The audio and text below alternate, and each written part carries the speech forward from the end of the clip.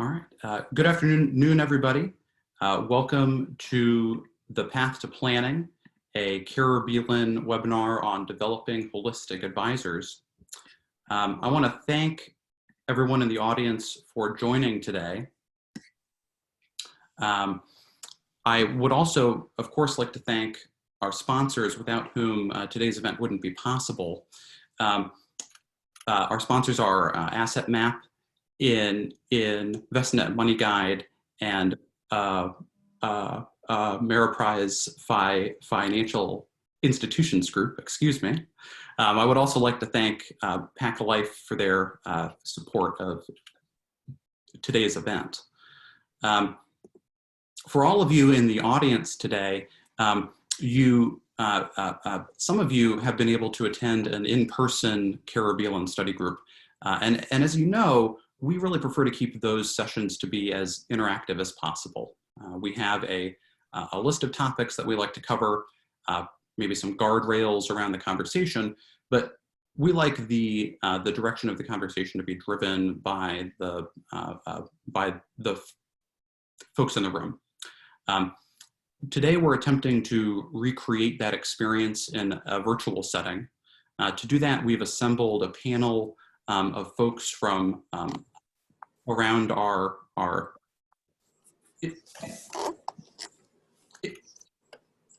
industry. They are David Bresler with Ameriprise Financial, Frank Consolo with City Personal Wealth, Will Gilfillan with Money Guide, Holly Grelier with Addison Avenue First Tech Credit Union, Paul Hansen with KeyBank, H. Adam Holt with Asset Map, Paul Markowitz with First Trust Financial Resources, and Pete Schmidt with BMO Harris. Also joining us from BMO Harris today is Wallace Harris, not listed here, but coming to you live on your screen.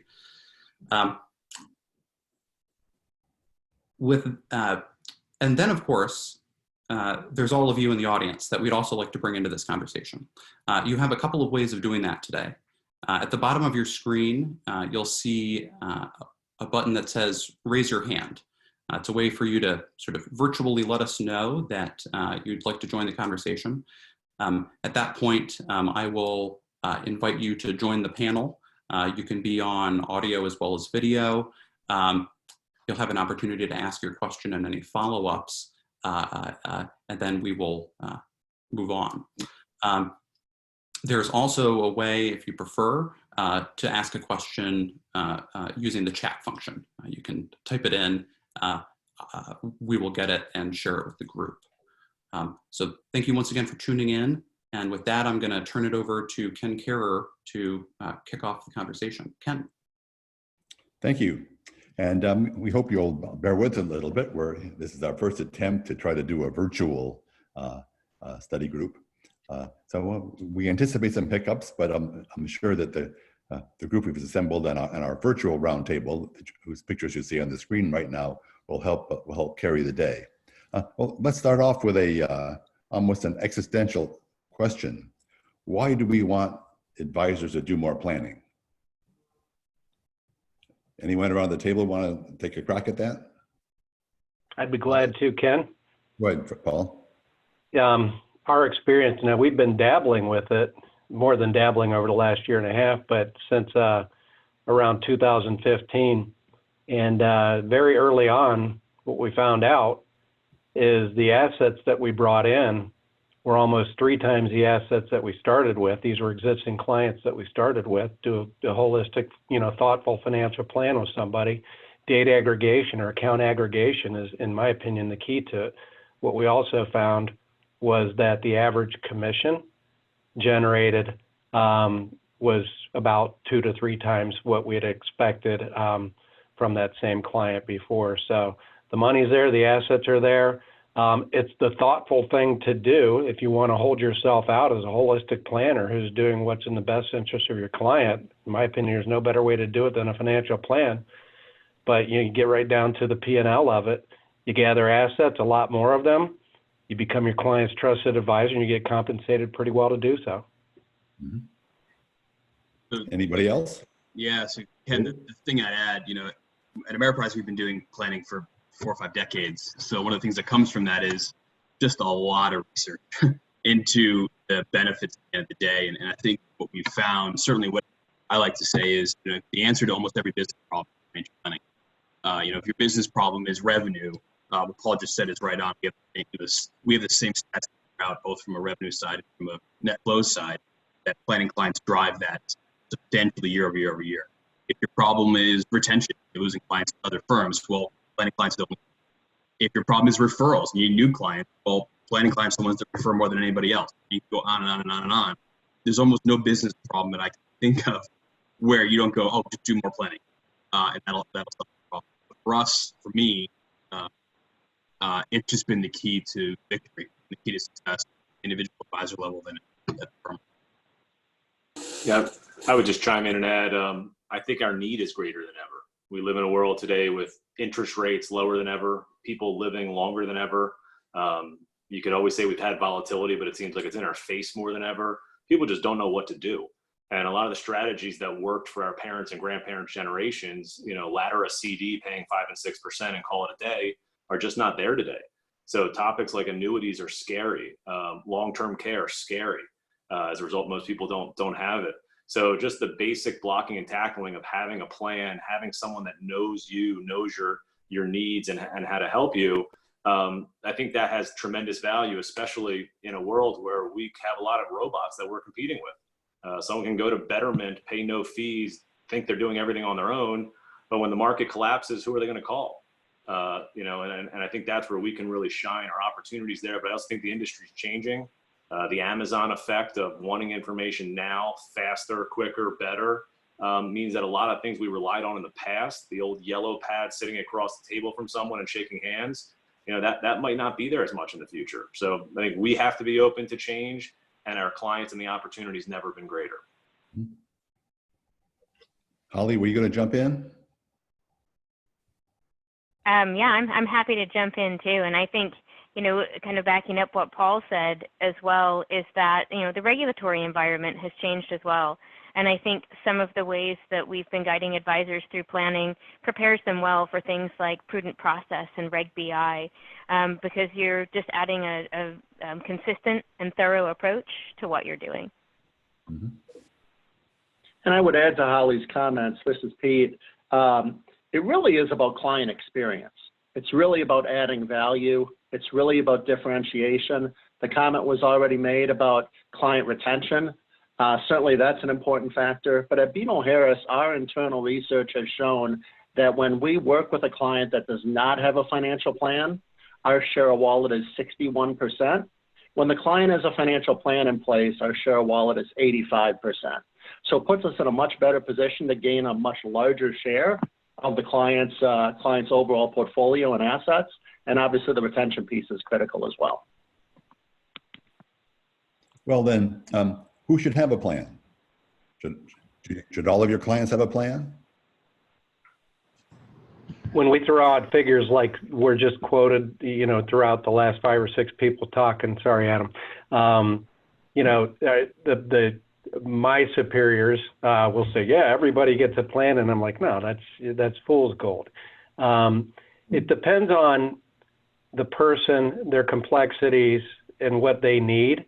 There are different variations of plans, from a simple, to use Money Guide Pro or Money Guide Pro terminology, blocks that are specific to an individual's upfront need, to a holistic, full-fledged financial plan that includes estate planning and so on. So while I think there's various levels of plans, when you talk about financial planning, I would say no, not everybody needs it. Those folks that maybe a full financial plan is not good for doesn't mean that you don't do planning for them or use planning tools for them. Yeah. Adam, you were going to jump in?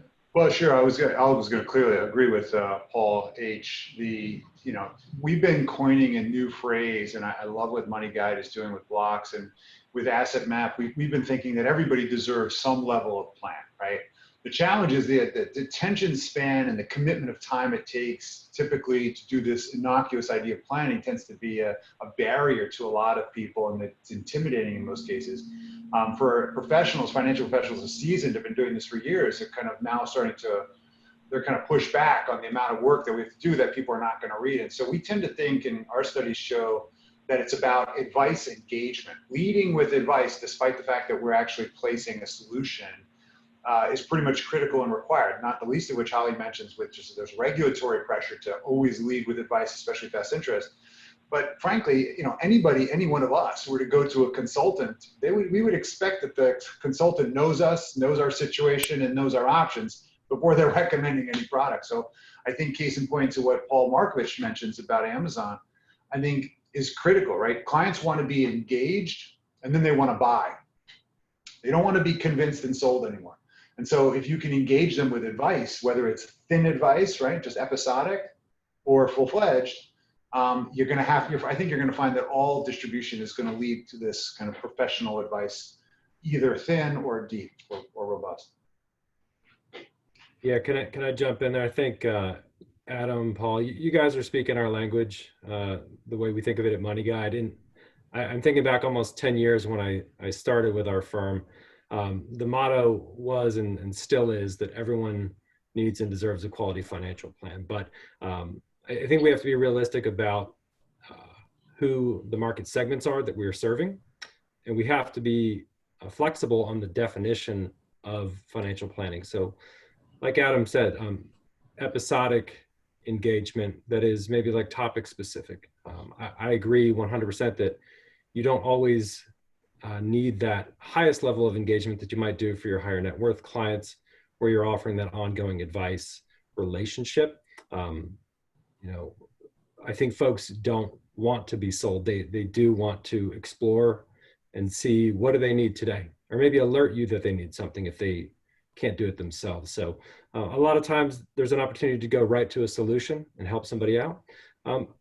In other cases, we're going to find that plan is a long-term development where maybe you help them now with an insurance policy or to establish something important like an emergency fund, but later on, after they've done those things and they have that solid foundation in place, they might be a great candidate for comprehensive advice, and they might need it at that point. But if we don't engage them now, they might not be around when they need that better experience and relationship later on.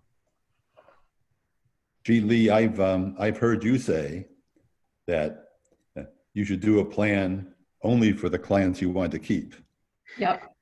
Actually, I was going to say that, you know, I think a lot of problem is that advisors have this idea that all financial plans have to be comprehensive and difficult, like take a lot of time. They don't understand that a financial plan can evolve over time. You know, we have data that actually even suggests that those advisors that do a plan for the client, that financial institution becomes their primary financial institution. It's kind of like that's where the relationship resides. So that's why I make a comment like just do a plan for those you want to keep, because this is actually January, you'll get a kick out of this one if you're on the line, because I think this quote came from you, but it's, you know, he who plans first wins. So, you know, all of those good things, like just start with what you know. Don't ask a client if you have a plan, if they want a plan. So anyway, I think that really speaks to a little bit around how we have to help advisors understand what the planning process is and understand what a financial plan is. But I know that at BMO, that we always had a really pretty good definition of who should get a financial plan. So I thought, Pete, maybe you could kind of share at BMO who gets a financial plan. Yeah, certainly. The situations, Lee, as you know, vary, but in general, a client that has $250,000 or greater in investable assets, we really should be doing a financial plan, for that client. And currently our penetration rate in that client segment is a little over 40% of the clients that have $250,000 or greater in investable assets have a plan. And obviously our aspiration is to get that significantly higher. But if it's a client that's worthy of being in your book, in your practice, and it's 250 or greater, our philosophy is they should have a plan. Well, so Go ahead. go ahead. I was going to say, I thought Paul at one point wanted to jump in. Paul M. I wasn't sure if that. Yeah, I was just going to add, I kind of look at it, and I've taken this line from a presentation Adam Holt's given with Asset Map, is when the risk to be wrong is greater, then I think having a plan is important. So when you look at it, who needs a plan? If you don't own any assets, you're just starting off in your career, whatever it may be, then it might be too much for you. But if you're making a decision that involves some real serious stuff that if you're wrong may impact your family or your life in a major way, you know, having a plan seems pretty prudent. So we've said all the reasons why advisors should do planning, and that everyone probably needs some form of a plan, more or less, depending upon their needs, a plan that fits their needs. But our research indicates that in banks and credit unions, advisors aren't doing enough planning. Lee, you've just finished this research. Why don't you throw it at them? Yeah. So let me first help you understand what you're looking at. So what we have here is 2 years of individual financial planning advisor level data. So in 2018, we are using the data that we used in the ROI study. And the fatter gray bars represent 2018 data. And then in 2019, we have a new benchmarking planning insights peer perspective, and we have over 3,000 individual advisors that are now participating in that. And that represents over like 700 banks. It's probably the best representation. I'm so, very excited and thank everybody for participating in that. But that really represents the industry really well. So if we look at what these numbers represent though, you actually want your bars to be taller to the right on this graph than on the left, because what we're looking at here is the number of households that are engaged on a monthly basis, and the height of the bar represent what percent of advisors engage, have that monthly average. So for example, if I were to say 51% of advisors had some engagement with their financial planning tool, they engaged households, but they engaged less than one household on a monthly, one or less households on a monthly basis. Now, the thing is that in 2018, we actually had fewer advisors. We had 47% of the advisors engaged 0 to 1 households. In 2019, there's even more. That means that we have more advisors engaging fewer households, where we have more activity in this very low level of engagement of households engaged. So if we were to look at, so the good news, there is some good news here though. If we look at the bars that represent 4 or more households engaged on a monthly level, those are actually the same or higher.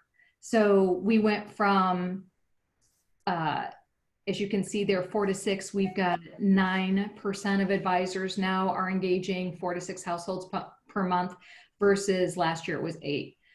The sad thing though is that this is not a big difference. Our efforts, I think, for as much as we understand how important financial planning is, this doesn't paint a great picture to say that we've made much progress.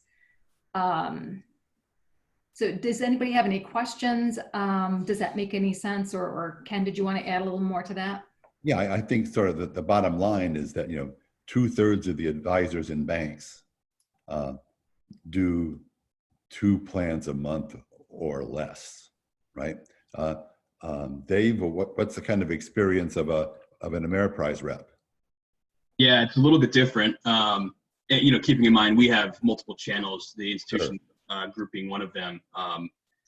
So by the end of this year, we'll have something like 85%, 90% of our clients with over $100,000 in assets in some form of advice with us.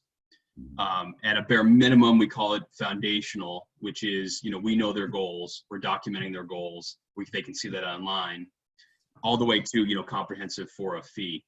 But let's not kid ourselves, that was a lot of work to get there, right? And a couple of years ago, we made this shift from saying, Ameriprise has always been about comprehensive planning.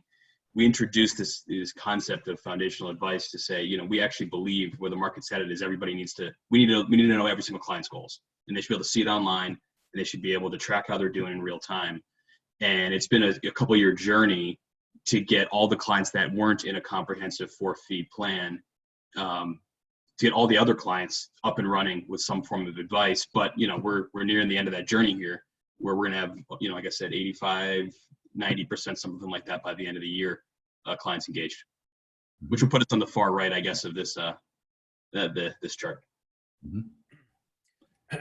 So Ken, when I see these numbers, this looks a lot like how the industry was with managed assets 5 or 6, 7 years ago.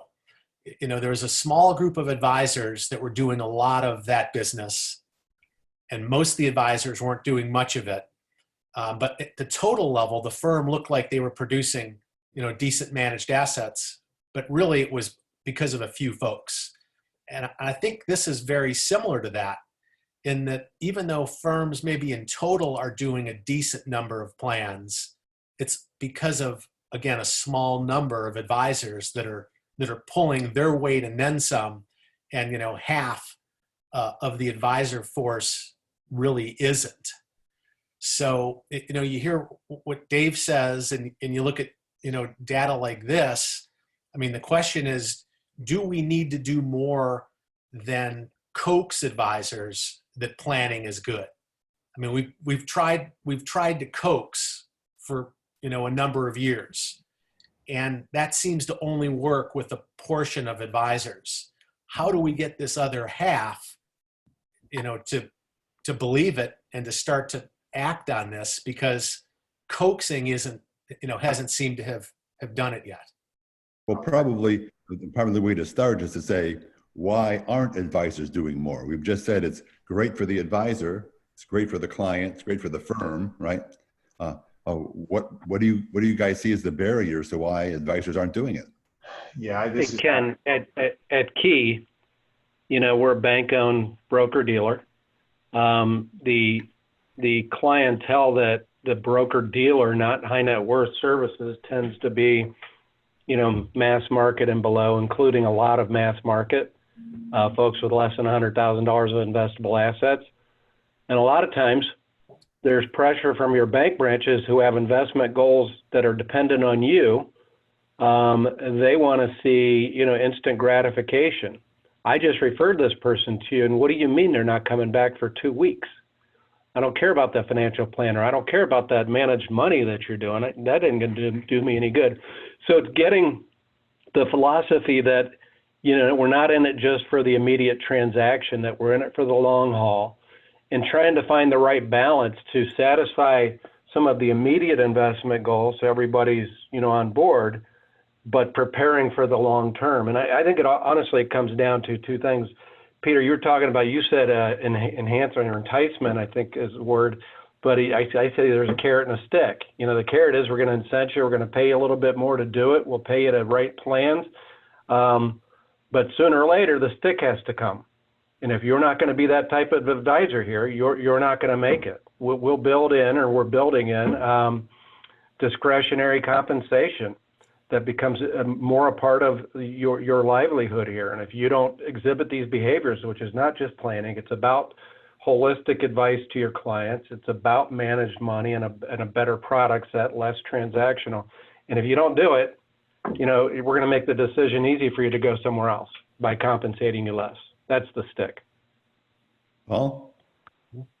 Yeah, so the firm I'm affiliated with is First Trust Financial Resources. We're a subsidiary of a bank called First Trust Bank. So it's one word, one T, family-owned bank in the Philadelphia area for the last 86 years, about 20 branches in the community.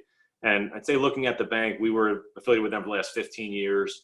The traditional employee that's worked there, teller or platform rep, is used to people coming into the bank and they're order takers. You know, there would be a line there every Friday as people would come in, and now less people are walking in the bank.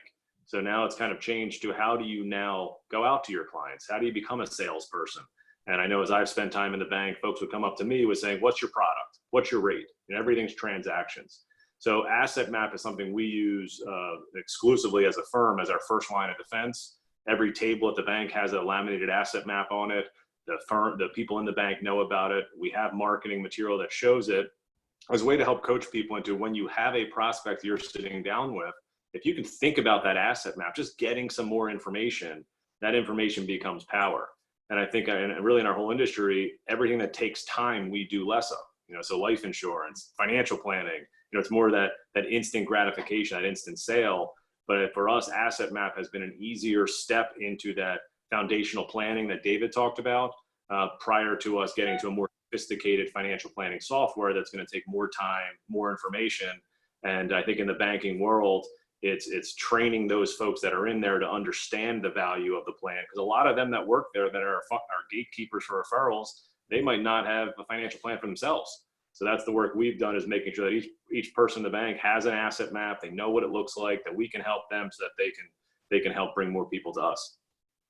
So Paul, that actually kind of is a good segue into, you know, I think when do we stop profiling, or when does a profile become a plan, right? How do we start initially engage with that client? And then how do we determine when or what a plan looks like, or like what we should, how far do we take the client down that path? And so what I was going to maybe suggest is, you've kind of referenced Asset Map a couple times. Maybe Adam, you could help him understand what he's referring to. Maybe this is a good segue into that. Yeah. And I know we have we provided visuals. I don't know if those have been disseminated, but I think the key of what Paul's talking about, and you actually picked it up perfectly, Lee, because we've been always playing with this idea that, and to kind of touch on what Paul H mentioned before, which was, if the advisor doesn't know what's in it for them, they're not going to change their behavior anyway, right? I got a gym membership, I just don't go, right? So I might know that I'm going to make more money and create more value for the firm, and long term it makes more sense for wallet share, but I got to pay my rent today and I got to meet my manager's expectations. And so there's an interesting dichotomy that we found. We have our largest enterprise has been using Asset Map for the last 5 years. And now 5 years in a row, the advisors, 1,000 advisors that use Asset Map versus choice that don't, they make on average 25% more revenue in life, AUM, and annuity all 5 years in a row. Why is that? It's not that they're doing planning, right? What Money Guide does wonderfully at planning is we do the front end of that, which is the profiling piece. There's something interesting that, oh, look at this. There's something on the screen. Can I click that, or is that do I have to request click? Click. Click. And oh, I can do it? Oh, okay. Well, let's go to the next slide. Because if I know what's on this, I don't know what's coming here. Let's skip that so we don't care about me. That just means I've been in the business for 22 years as an advisor. This is where I want to stop. I think that the first key is we recognize this. I've been a recovering financial planner for now 22 years, and CFP, I focus on that. One of the things that I noticed as a field person, and then of course a business owner, and then a tech provider, is that financial planning, as you see this cartoon, is 30 years old. As much as we love it, know they need it, clients know they should be doing it, they think it's gibberish. They're not necessarily engaged in it, regardless of its technical dumb down to make it consumable. And so the advisor, like Paul said, sometimes our reps haven't actually gone through it themselves. They're the shoe cobbler situation. They don't necessarily know what the experience is like. They've just been taught to deliver it, but they don't know it in their gut.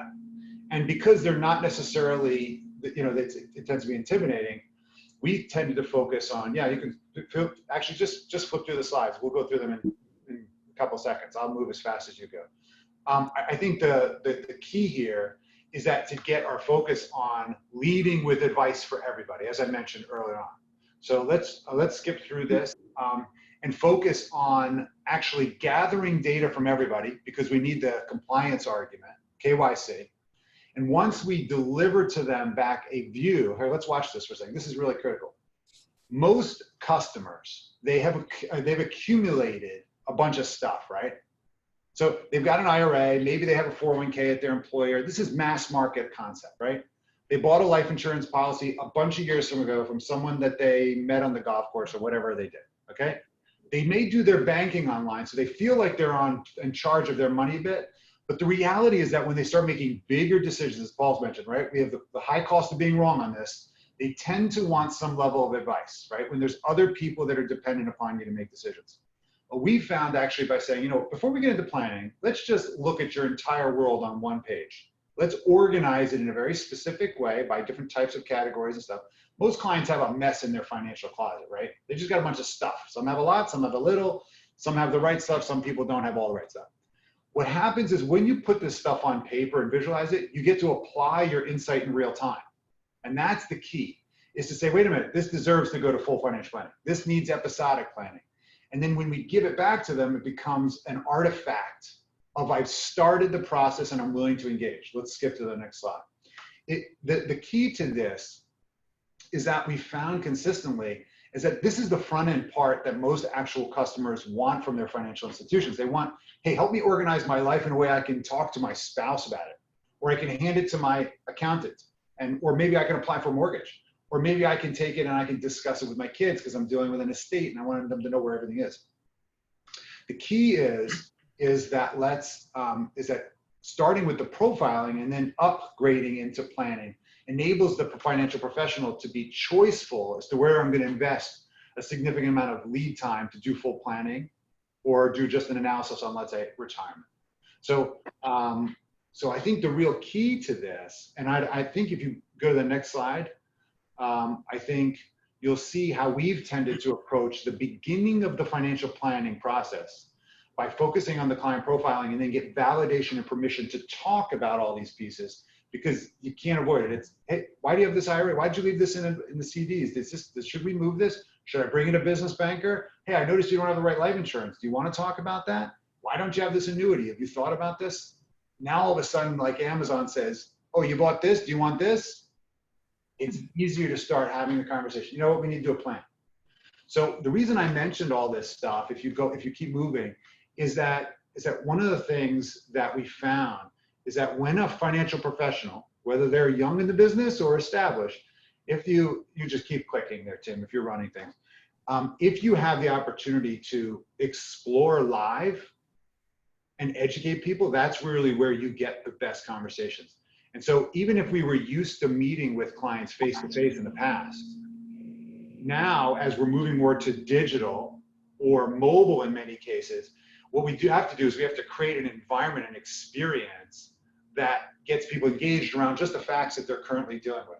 And so I think the answer, that seemed like a long-winded answer because I'm doing with slides.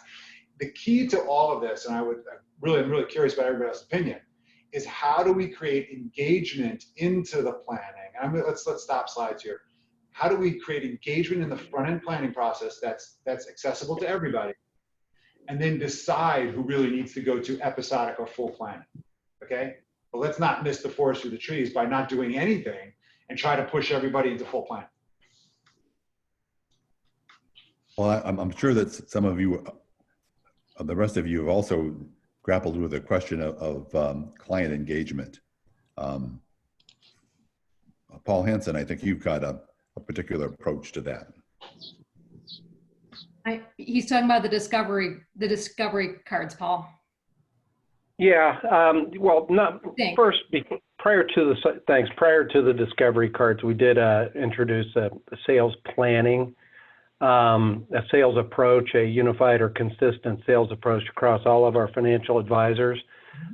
We did it through Canon Financial, but it was really centered around planning and advice. And we came up with this idea and rolled out a set of discovery cards. I think there's 32 of them. I've got a box of them here somewhere. And basically, there's all these different things that can happen in somebody's life. And what you do is you hand this deck of cards to the client and say, you know, do me a favor. It's awkward at first. And I had a couple of our advisors role play with me. And after they do it a few times, they get very good at it. It's like, you look at these cards and tell me what's important to you. And all the various categories are up here.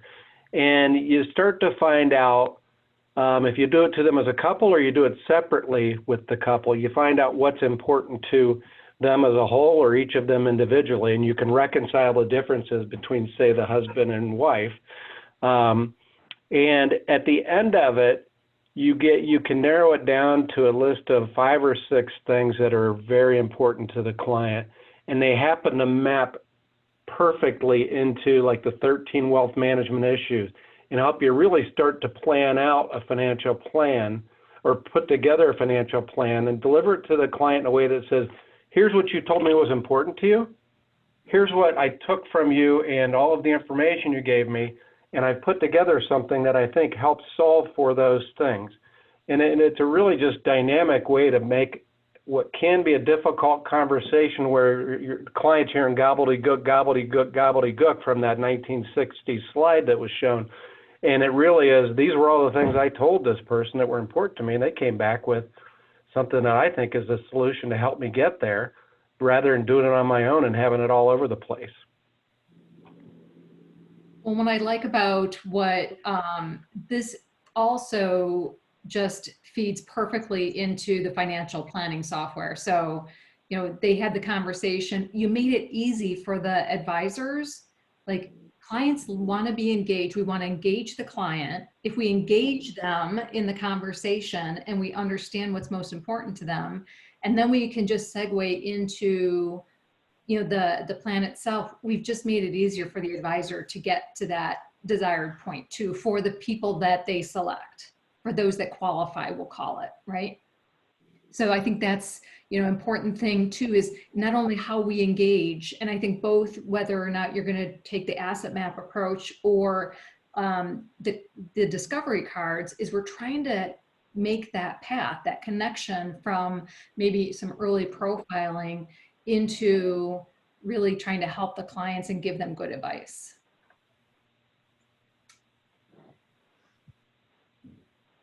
And I'm trying to think about,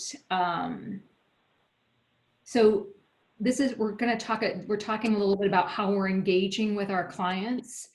And I think part of this is a lot of folks say, I mean, we haven't done a really great job at it, right? We haven't done what we saw a few minutes ago was that our financial planning, we're not really engaging as many households as we should be. I think part of the reason we're not is a little bit culture related. So I was wondering if Peter Wallace, if either you guys could, because you guys have really, in fact, let me pause for a moment. And Tim, could you put up the BMO Harris slide? Because I know we saw the situation that doesn't look very good, that we're not really engaging as many households as we'd like.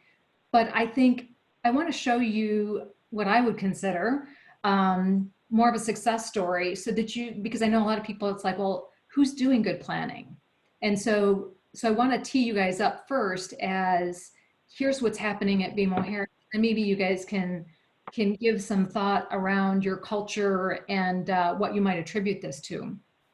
But so give me just a second here. What we're looking at is a little different from the previous slide, because now what we're looking at is the individual advisors relative to the 3,000 advisors.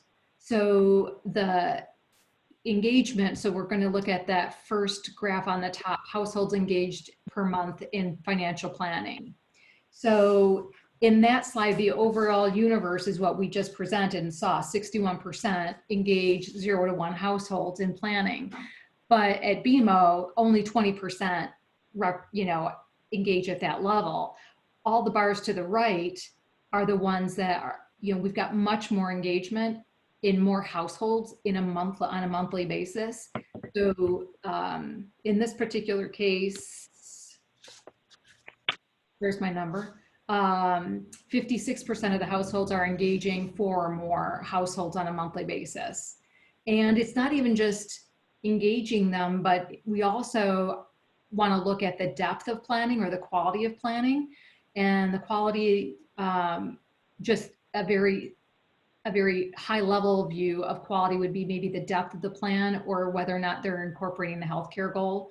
So again, this is where the BMO blue bars are, higher towards the right end of the graph than the whole universe. So if I were to, so let me just throw out 2 more numbers and then I'm going to turn it over to Pete and Wallace to kind of share. But if you look at the goals used at BMO, 81% of advisors use 2 or more goals in a goal-based financial plan. And 60% of advisors use the healthcare goal in over 60% of their retirement plans. So those 2 nice big tall blue bars on the right side just represent how they've been able to incorporate that as a core piece of the clients. And it is one of the client's biggest concerns. So I'm teeing it up as to say, you guys are doing a great job. So let's enlighten these folks how you got there, or a little bit about the culture, if you wouldn't mind.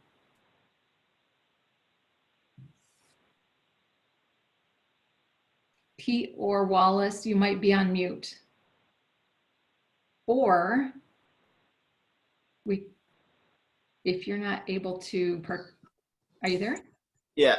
So I thought Pete might jump in. So I'll jump in. I'll jump in here if you would. I don't know that my video is quite acting right now, but I apologize for that. But okay. For us, we do have a culture really of financial planning. We talk about it and then we do it, and hopefully those numbers really confirm that. It starts with the expectation, and we set a real expectation that planning is a part of our sales process. We recruit advisors, and when we recruit advisors that really are leaning to, that have a natural bend and use of financial planning. If we find advisors in the recruiting process that we don't think are willing to utilize financial planning with their clients, to engage with their clients, then we've been more than willing to pass on hiring those advisors. So we've set real standards both in our recruiting process, and then once you're in place here, that this is how we conduct our business. This is who we are. We do measure plans each month, and we talk to in our coaching sessions with our FAs. That's a part of the coaching discussion, but it really is a lot more than just measuring plans. It really is, we view it as this is the way we really engage our clients in every interaction. And so we really try to make sure people understand this is who we are, and this is the way we conduct business. In fact, we talk about ourselves as we are a business that actually sells financial planning advice. We don't talk about investments and all that other stuff. It's really about the financial planning advice. So it's just really setting the expectation, and we've built a culture around this over time, both in the way we act and by the people that we've hired. No, that's great. Thank you, Wallace. I'm trying to also think about could you make some kind of comment about maybe the correlation between the type of business that it kind of, it supports, or it, do you know where I'm going with that? So, our managed money is about 65% of the business we do now is managed dollars versus transactional. And that really has started long before I got here, but over time, that's just where the culture has gone. From a healthcare perspective, we do some planning around healthcare. I don't know that we are incredibly successful with like protection products and selling insurance, but at least we have the conversation. And we've done some other things besides the plan. We've actually utilized a software that helps clients understand their health situation going forward and the need to that. It's a product called Halo. It actually predicts, uses the algorithm to forecast the quality, the length of your life, and the number of quality years and those that will be more assisted years. And we use that in our discussions with our clients as well, because that has an impact not just on the insurance part of it, but really just the overall planning part of it. So we've integrated some other tools into this to make things go well, but it has really resulted in the managed money, I think, has been a big part of the success of financial planning, and then it's led to some other products and services. That's great. That's kind of what I was thinking. Lee, can you hear me okay? Yes, Pete, yes. Please join. Finally, sorry. I've been having audio issues. I'll just make a couple additions to Wallace's comment. But we were talking earlier about engaging clients. And I think we've all seen over time that too often financial advisors make financial planning a yes or no decision with the clients. Do you want to do a financial plan? Do you want to go through this process? One thing I think we've done successfully is it's not optional. To Wallace's point, it's really part of our culture. This is how we engage client relationships. And as the financial professional, we need to determine the level of planning that is appropriate based upon the client's goals and their financial means. So it's less of a yes or no question and more about, tell me about your goals, tell me about what you're hoping to achieve, and then we can determine the level of planning that's appropriate for each individual client. Mm-hmm. I really like the idea of it's not just a one size fits all, right? Exactly. Customize that plan. And to the points that were made earlier, it doesn't have, we use Money Guide Pro as well, but it doesn't need to be a 100-page written document. It can be a fairly short plan that can add value with the client. We can hopefully gather assets, retain relationships, but the advisor can put it together very efficiently once they get trained on the system. And we do have an outstanding, going back, Lee, to when you were with BMO Harris, we have outstanding training and resources internally. So we are continually training our advisors to become more effective with Money Guide Pro, how to use the system. Right now, how to interact with clients virtually is a big topic.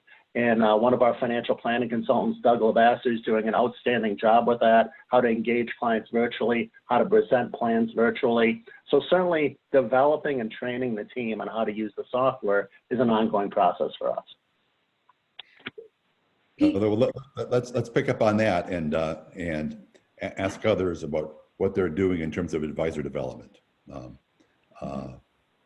Dave? Yeah. So I happen, my role at the firm is I actually happen to lead our coaching organization. So we have 75 coaches fully dedicated towards growth. So, there's no product behind it. There's no fee for it, even in our franchise system. And we just get measured on how do we help people grow. And of course, a big growth mechanism for us is advice for all the reasons that have sort of been described over the last 45 minutes or so. I'd say really the two things, just kind of dovetailing off the conversation that we've been having so far, which is great. First is working with advisors on what we call a menu services, which is really about the choices the client has to work with us, ranging from sort of more foundational, simple, all the way to comprehensive, and describing the different ways you can engage, and also using that as a mechanism to describe the difference between asset management and what we charge there, and financial planning and what we charge there. And one of the really critical things, and I might be a little bit different than some of the folks that have spoken today, is I really believe our biggest challenge is getting the advisors to actually just offer that, just put that in front of the client. Because a lot of times I think advisors are making the decision for the client and saying, this person doesn't want planning, or this person doesn't going to say yes to it, so I'm not going to bother asking. When I actually think it's our job to say, these are the choices of how you can engage with me, Mr. and Mrs. Client, you choose. And you tell me where you want to start, but that's on us to lay out the choices. So I think that's the first real critical thing. And then the second thing is going back to some earlier kind of conversation on this one. I think part of what gets an advisor off their butt and moving on this one is you need to dedicate resources. That's how we've moved the dial in the last couple of years. Is we've just committed people to it. And one of the biggest pieces of success we've had is actually we call them game days, But it's once we get an advisor that's willing to evolve their business and willing to change, we say part of what we'll do. If you say yes to that, what we're going to do is we're going to parachute people in, obviously virtually, but it was physically previously, and we're going to massively try to move your financial this day for a week. And we're going to we're going to think about, we're going to go through every client, and we're going to ask you to shut your office. So no client meetings, none of that for a day or a couple of days, and we're going to bring all three firms have to offer, and we're going to go from 0 to 100. And whether that we get all of your clients documented into our system, we use MoneyGuide Pro and now whether that's literally we're going to do every single client midnight on Friday, or we're committed if you're committed. But that's what's actually moved. Our system is just massive energy, massive attention, and it builds momentum, big time, because we got the advisor going. Then once they're going, usually they can momentum. So, Something to add on that? yeah, I was actually, Holly, I was going to ask you, we were talking a little bit about the development of your advisors. So please share. Yeah, I mean, this one is an oldie but a goodie. We tried a contest with our advisors, old school methodology, and this was several years ago when Raymond James rolled out the GPM MoneyGuide Pro based planning. And so we set up a contest and basically put our advisors in a situation where they would log the amount of plans that they did for clients. And at the end of a set period, I think it was like the top 3 or something like that, would get a large monitor installed on the wall of their office, like a big screen TV type of thing. And it was amazing how successful that contest was. We had a lot of participation out the gate. Most of our advisors were doing a lot of screen turning with their clients, moving things around so that the client could see it. So the opportunity to have this up on their wall was a really great one. We had some advisors who we thought would be hard to get motivated to use the planning software, jump right in because they really wanted that. And it stuck. Some of those that did it initially, they did a big push to get a large percentage of their clients into the planning software. And then once it became part of their practice, it was easy for them just to continue. And we've seen a lot of that. Once you get that momentum going, it becomes part of that standard process. It becomes part of their service model. Their clients start to expect that conversation every time they come in for a review meeting. First of all, let's just revisit your plan. Has anything changed? Oh, okay, so now we're going to talk about you bought a house or you have a kid in college or whatever it might be. But it's also great prompt for the advisor to prep for the meeting for some things to look at that might be coming up. And then also just to guide that conversation through. So I know that is a really old school methodology for training and getting people off the fence, but it really, really works for us. And we give our advisors the autonomy to use whatever planning software they want to use. So if there's something specific that's outside of the Raymond James ecosystem that they want to use, then we allow them to use it. But we really encourage them to use the GPM, the goal planning and monitoring, because it's integrated. And this is, Lee, what I talked to you a little bit about, and I think, Dave, you were talking about this a little bit earlier too, the ease of data entry and the ease of information going into and coming out of that system is another way to drive adoption. Because if you reduce the number of points at which advisors need to enter information or their assistants need to enter information into the system, it just becomes a natural flow. So the data goes in at one point in the prospect record of the CRM, flows into the planning, flows out of the planning, into, in and out, whether it's aggregation of external assets or it's the information that they're bringing in. Once you make it that easy and they realize that there's a reduction of steps down the line from doing that, I think that's something that also drives a lot of adoption. So Holly, you also, just so you all know, one of the reasons why we asked Holly to participate and be one of our panelists is because Addison Avenue actually has the greatest percent of advisors at the highest level. They engage more households in planning on a monthly basis than any of the other firms that we had in our research. So, I really wanted to make, kind of say this is really, so that's why I was really excited to have you on and join us. But then I also want you to talk a little bit about, I think we had a conversation around segmentation and the role that plays in how you guys are able to get to that kind of level of planning? Yes, the segmentation has been a part of it. And we've been doing a lot of work around that probably over the last couple of years, looking to see how each advisor is segmenting their book, how we're segmenting the book that belongs to the program as a whole, what makes sense in terms of service models, and helping advisors really define what those service models look like. And I think, I'm not sure if it was Wallace that mentioned this earlier or maybe Peter, but that there is a point at which you're offering maybe a smaller scale plan to some clients versus that full 100-page plan. That it's not necessary that you offer that giant amount of information to everybody, so scaling accordingly.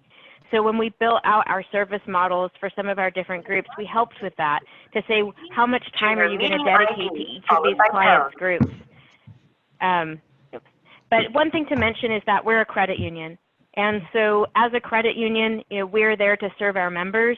And so we want to provide opportunity for all of our members to meet with financial advisors. And so there are some members that may come in with a smaller account size, and we still want to be able to offer them a plan or a planning option. It might just be something on a smaller scale than what we would offer somebody that comes in at a higher asset band. So that's just one of the ways that we do it. But again, the segmentation, I think, is a big part of an advisor really defining their practice.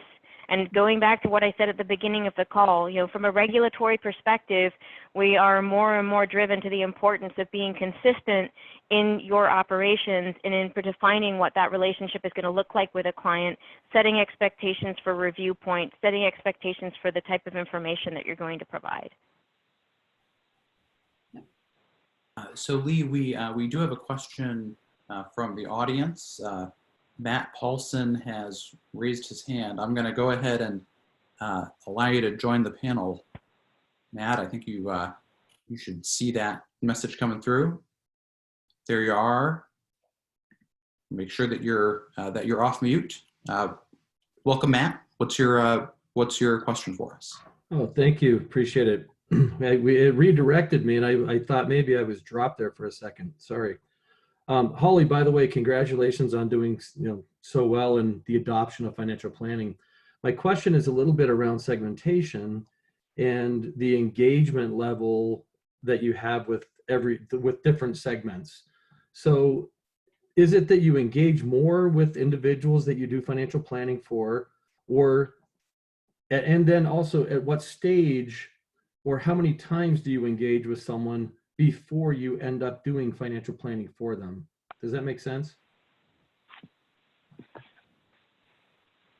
Yeah, I think it varies a little bit. So one of the things that I told Lee, and I mentioned this, is that we provide some autonomy to our financial advisors about how they want to build this. They work with their sales director to help them build out their service matrix. And we'll give them guidelines and kind of put them, here's a template and some other things that you can use, but they have the freedom to make some of those decisions on their own as to what makes sense based on their footprint, their number of households, their average account size, their production.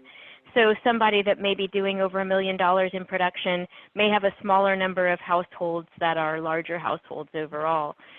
Somebody who's newer, we have a program called Addison Direct, where we deal with some of those smaller clients. And so the Addison Direct service model is going to do what we call the retirement Zoomer, that smaller scale plan, maybe a few amenities like that we'll offer on that. So it's not as much of a time commitment for the folks that fall into that segment with the advisor. So those appointments may be a little shorter, maybe more prospecting in that group, but it's something that they're going to do right off the bat as a data capture, right? That initial conversation, maybe just an informational conversation, kind of like we do with all of our employees. You can sit down and do a plan, information gathering, and discussion. Whereas if some advisors are going to go through 3 meetings before they make a product recommendation. Some might go through 2 meetings. It's going to vary a little bit as to how the planning process fits in with that. But really, it's something we leverage as a data gathering tool. We're going to use this to capture all of the information about you, about your life stages, about your external assets, all of those types of things. So it's really best to occur in that prospecting phase. Great. And I'd love to hear what other groups are doing as well. That's it. That's my question this time. All right. Thank you very much, Matt. Yeah, Pete, so can you talk a little bit about segmentation? Because I know at BMO, maybe you could add a little more color there. I'm not sure. Yeah, absolutely. I think one thing we've done a reasonably good job of is having our financial advisors segment their clients, A clients, B clients, C clients. And we've done a nice job of transitioning, I'll call it lower end or less valuable, less profitable relationships to our call center. Right now, we're at about 250 households or relationships per financial advisor. So we've been able to more effectively segment, what does it mean to be an A client and what are the specific service standards for an A client versus a B versus a C. But most importantly, I think we've seen over the years that all of our financial advisors put down in the business plan what an A client means. How do they develop processes and procedures to execute on those standards so that they consistently deliver those service standards that they are putting in writing? And then also importantly, what is the difference in terms of client onboarding? What should I expect my first 180, 365 days as a new client with that financial advisor, with this firm? And very importantly, how do we execute on that? So I think we've done a reasonably good job. We have a long way to go, but we've done a reasonably good job of segmenting clients and making sure that the clients that our advisors are working with are relationships of $100,000 or greater. And if they're less than that, migrating those relationships to a contact center, a call center, where they can frankly more effectively be serviced. Yep. I remember at first it was, I think the traditional feeling of an advisor is I don't want to give up a client because what if they came across some money? What if they, came across an inheritance? But so they didn't want to lose not one relationship. But then what happened as they really realized the impact was so minimal, you couldn't take them away from them fast enough, right? Exactly. It's really freed up capacity for advisors to focus on their top clients. It's helped us not only to gather more assets, it's helped us for client retention. It's a win-win-win. And ironically, I was giving a presentation to one of our regional teams this morning on this exact topic. And I asked one of the advisors, I said, if you haven't talked to that client that you did a transaction for 8 years ago, and that client experiences a life event, what's the likelihood that they're going to think of you? If we're not meeting with that client at least annually, if we're not adding value, if there's not a financial plan in place, why keep that client? If they're not worthy of an annual meeting, an annual financial strategy session with you, they're probably better off served by somebody else. Yep. We do have, we do have a, oops. Did I just bounce off? Nope, you're on, Ken. You're on. Okay. Yeah, we do have a question coming in on the chat line. Richard Feder from Fort Lee, New Jersey, has a question of Paul Hansen about your comment on compensating advisors. And he wonders whether if you're paying advisors that do plans, aren't you just going to get widgets and get a lot of plans that aren't really valuable, that the advisor is just doing the plan, the plan to get their comp? That's a very good question. And of course, we're constantly diligent about monitoring what's going on, the completeness, accuracy of the plans. The plan is disclosed and the planning is disclosed in our Form ADV, and the last thing we want to do is be accused of just counting widgets. So we have a group in our centralized oversight that monitors what's going on. We have Lee's reporting that she's built out for us that helps us manage, the plans, the completion of the plans. We also implemented a requirement that any plan delivered has to be signed by the client. And that signature page has to be returned to our home office. So that takes a fair amount of the noise out of it. There's always that chance that it's widget counting and somebody's doctoring the system to, game it. Always that risk. Well, and I think if Steve from Bremer, if you were able to join, I'd love to hear if you have any comments, because I think one of your thoughts was that, and the first step in getting adoption is getting advisors to use the tool. Like, we have to get them to engage with the tool and then, really improve proficiency. And then we're going to start getting, I think, the results that we're seeing of like Addison Avenue or BMO. It's like they've kind of mastered it, but it's just like any sport you play. It's like you can't pick up a tennis racket and all of a sudden be like a pro, right? So, so I think where I kind of see Key at right now is you guys have, in fact, let's, Tim, can we go and segue over to, I want to show the difference in 2017 versus 2019 of some of the same things that we were looking at for BMO. So, so this is a little different in the fact that we're looking at only Key financial advisors, and we're looking at the difference between 2017 activity and 2019. So all of the things that Paul's mentioning and all of the changes that have been made at Key, this is, some of the results of all of those changes. So in 2017, 79% of the advisors engaged one or no households in planning on a monthly basis.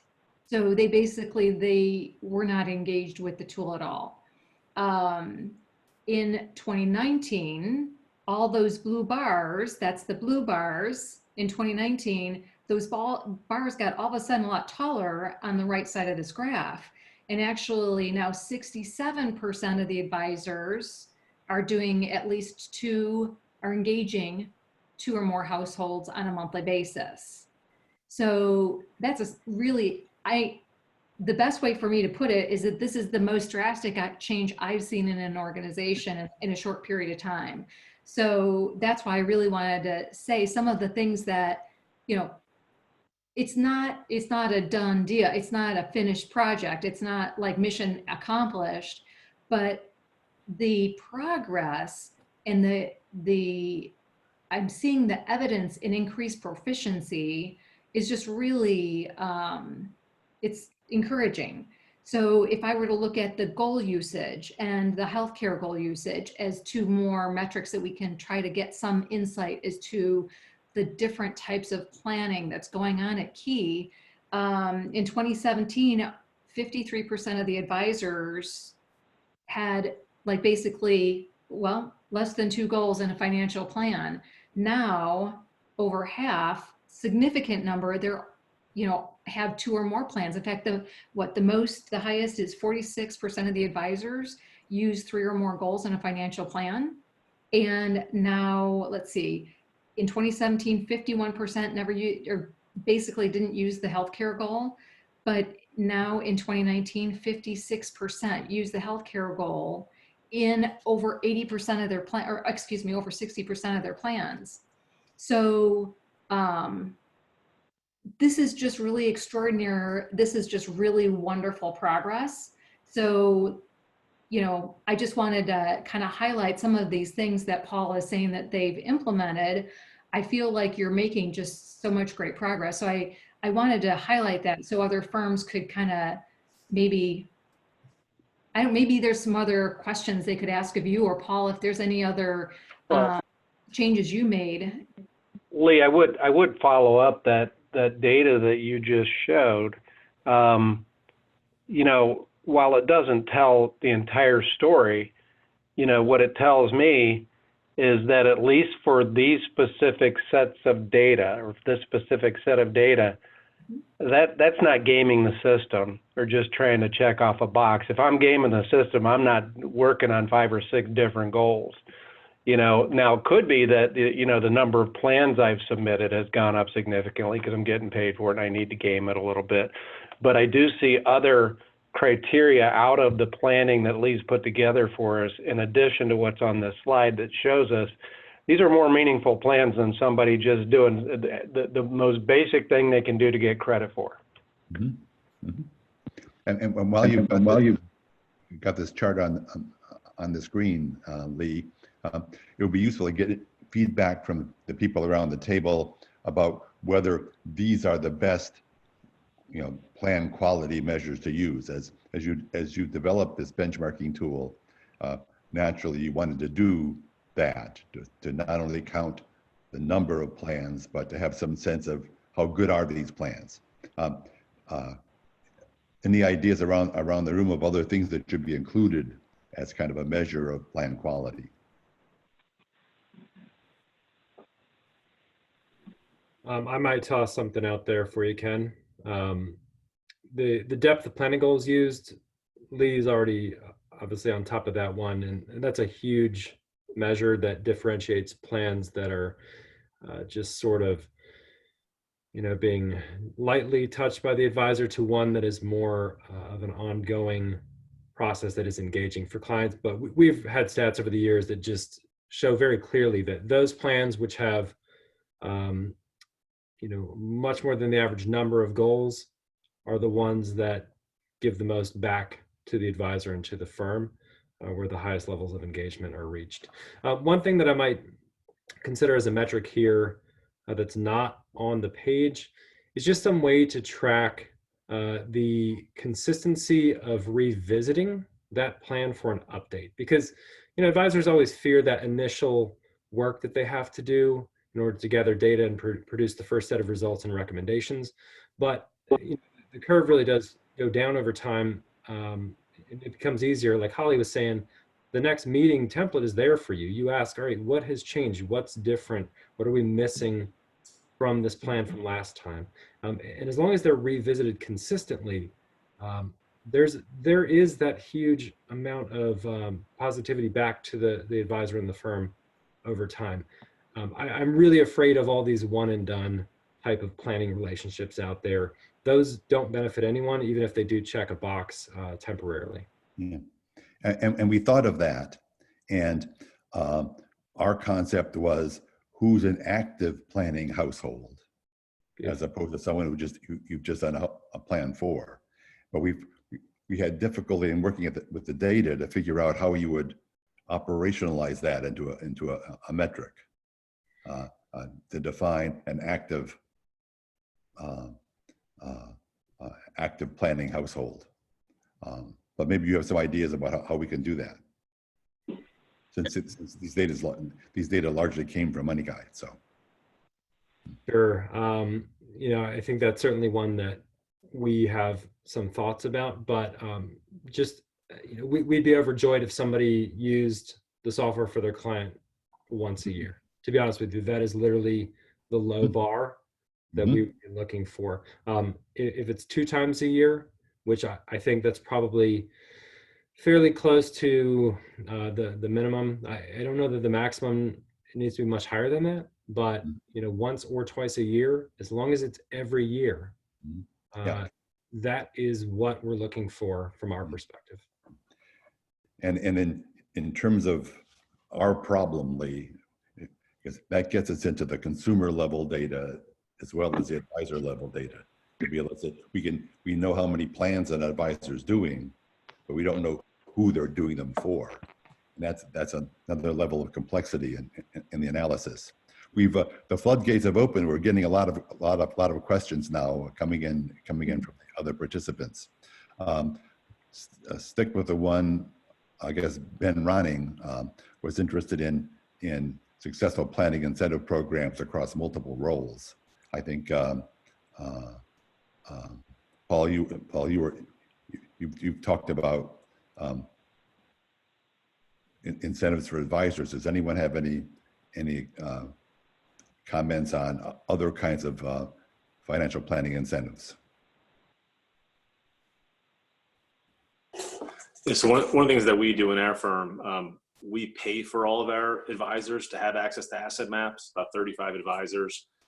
We get reports every month of logins to asset maps, households created.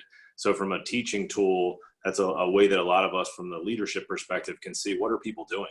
And it's not as easy to track how many calls they're making. We can track their performance, but we have campaigns on a quarterly basis, how many households we'd like to have created, how many logins, and it's just a great tool. Once you actually have an established book, it's hard to create new households unless you're creating a new client. but just logins. We have a certain idea of how many each day, how many each week, and it's a way just to see if people are working. So that's just one idea that we've had success with. Yeah, and then Ben just clarified his question. He's interested in incentives for service personnel as well as advisor personnel, if anyone is doing that. We don't, Ken. We have a group that supports financial planning at a certain level for us that is actually part of our wealth services unit, which consists of the private bank and the investment services unit. But they are not incented based off a number or quality perspective. The only people that are incented are those that are actually delivering the plans and delivering a certain number over a period of a quarter. Hey, Ken, on that point on compensation, we see more and more firms with advisors that are building teams. And many times in that team, the lead advisor realizes that they can't spend the amount of time necessary on all the aspects of planning that they'd like to. So they add someone into that team that is either a paraplanner, as an associate advisor, some type of sales support that spends effort on that planning activity. So to speak to, how do you handle the support staff for planning, more and more advisors are bringing on help to focus just on the planning part of the business, to free up the advisor to provide the insight, but not have to do all the work behind that. And as I do more and more work with large advisors and large advisor teams, I'm seeing that type of role pop up more and more. And our data clearly confirm that teams do more planning, per advisor than advisors working singly, and they also do more life insurance. Another important factor. Adam? Oh, I was just going to throw in there, I tend to agree, Peter, with what you said. I mean, coming from a firm that built teams around paraplanners, insurance investment advisors all on the same team, we've also started to see this in the banks. I think one of the interesting challenges for financial planning is it tends to be reserved for the specialist who understands the planning or may have a specific designation associated with that process. We've been trying to get people to recognize that there are multiple points, whether it's in a financial planning team, as you mentioned, which I think has historically worked, to recognize that everyone from the teller in the bank to the, well, maybe not the teller, but maybe the manager, and then the business lending manager or the commercial lending manager and the financial advisor should all have access to the household at a high level and understand what their major goals are. So kind of opening up the planning as a consistent theme in the customer engagement, so that they're not just a collection of customers that have purchased products from us, but rather that we're leading and thinking about the customer's needs empathetically about what their goals are first. The products are merely a solution. So I think, the bigger challenge is that, and one of the things we've been addressing is a fully collaborative system at AssetMap, is making sure that the right people have access to high-level planning concepts that can constantly be reiterating for the clients when they engage with them, however they come in. Sorry, David. Yeah, I was just going to say, we've had an interesting incentive program that actually ties to segmentation from a few minutes ago, where we have a really sizable call center, so a remote advisor channel that has a digital advice platform. So they do financial planning for a fee as well, and the conversations, we had the same conversations around people think that their lower end clients are going to win the lottery and they're going to come to them. We've had incentives where we've had compensation sharing, where we said, look, we know you're not doing planning with these folks. We know you're not calling them. If you transfer them over to our service center, where they will call them and they will offer them advice and they will engage them in the digital platform. If they manage to do that with that client, you get a little bit of compensation back in terms of sharing. So it's not just the client's gone. You actually can benefit economically from that, and you have none of the headache. So it's kind of like a win-win. There's really no lose in that situation. And if that client really wants to work with an advisor face-to-face, we'll kick them back out to you. So it's been a nice incentive program that ties the segmentation and then frees up their time to actually do more advice with the client, their higher value clients in the book. Another, I think Holly was gonna. Yeah, I can add a quick comment there too. You know, one of the things that we've done is, you know, with that Addison Direct program that I mentioned a little earlier, where we put some of the smaller balance accounts, we have a group of associate advisors, relationship managers, whatever the title is currently. We're using relationship managers, but we incent them by scorecard. And I think the flexibility of having a scorecard does allow you to ebb and flow with your priorities a little bit. And in this instance, you know, we could leverage the number of plans completed on a monthly basis or something like that to build that into the incentive as well. So that's something that we've done before as well. Thanks. I'm sorry, go ahead, Ken. Another question through the chat box. John Woodford from BBVA is interested in whether Reg BI has changed your approach to planning, whether you've changed your planning process, whether you've changed who has access to a plan, and so on.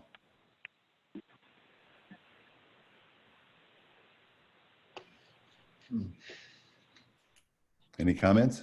We haven't made any adjustments to our planning process with Reg BI. I think it's just been more about, you know, better definition around the process that an advisor goes through and really better defining that. You know, we talked earlier about some advisors with the yellow notepad across the desk, that those days are gone, but there are still some folks that are a little bit more informal in their process. So I would say the journey through Reg BI over the past several months and prudent process prior has helped us lead some folks into a better definition, a better model of this is my process when I meet with clients. And I think addressing planning is part of that. Yeah, Holly, I'd say the same. We didn't make changes, but we positioned financial planning as a great tool to help them. And a big part of it is documenting, did you offer the client this? What were the alternatives? And, you know, go all the way back to DOL 2017.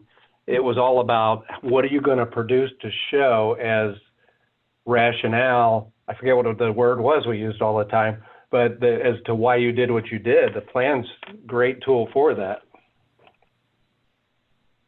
It's called defense. Yeah, exactly. defense.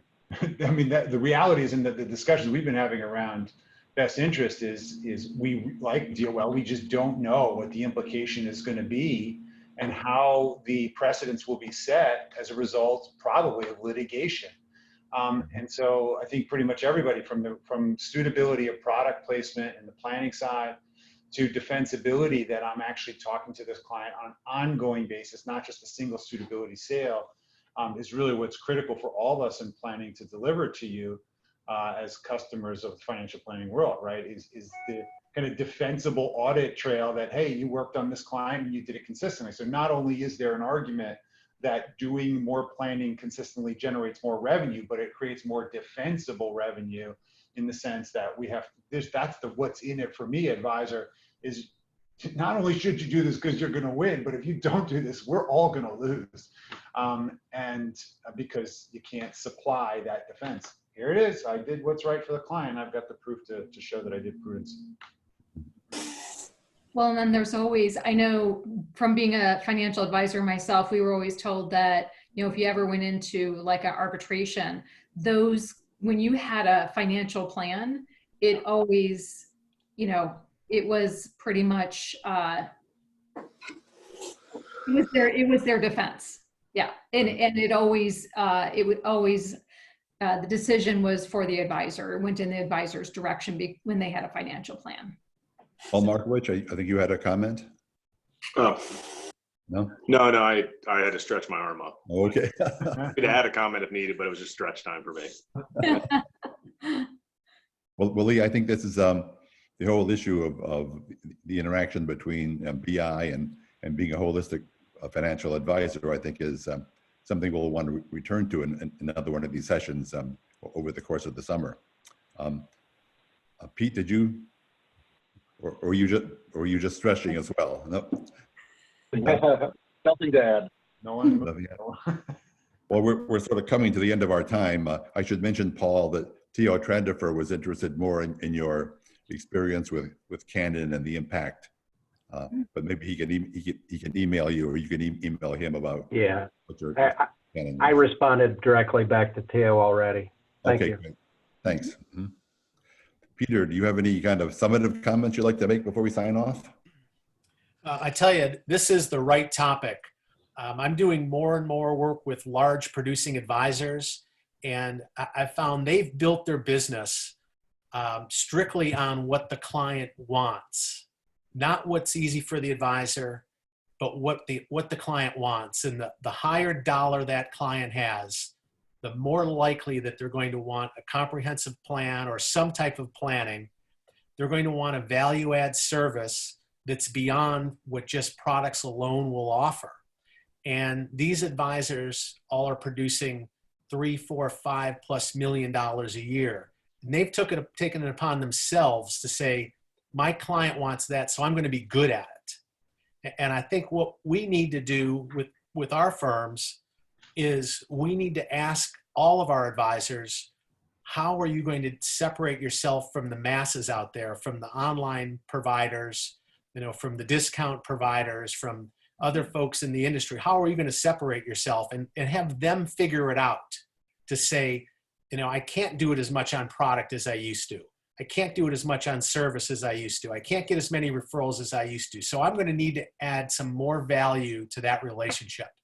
And what's the best way, the absolute best way to build a relationship and add more value to that relationship? Well, it's a comprehensive review and a meeting of the client's real needs, not just the investment needs, but their real needs. Mm-hmm. And that's what these folks are doing. That's what the $4+ million advisors are doing on their own. So what we can do is get the rest of our advisors thinking along those same lines. And I think that'll naturally evolve and help move this, because it is what separates the multi-million-dollar producer from the multi-$100,000 producer. My takeaway is, from this discussion is beyond all the things we've sort of reviewed about why planning is good. We focused a lot on client engagement as a key to success. I think, except for incentives, we didn't talk much about advisor engagement. And clearly, from these data, we see there's a lot of advisors who aren't engaged, and maybe that ought to be a central topic for one of these meetings going forwardly, perhaps. Yeah. Mm-hmm. Yeah. Of course, we're interested from the rest of you, either around the table or around the broader cyber table, about your comments on the meeting and what kind of things we should talk about next time. And until then, thanks to our sponsors again, Ameriprise, Asset Map, and Money Guide, and our friends at Pacific Life, and thanks to the people who were willing to have their picture taken while they talked, sitting around the table, and to those of you out there on the net who joined in. Hopefully this is helpful, and we look forward to working with you again. Thanks, Ken. Yeah. See y'all later. Thank you. Thank you. Take care.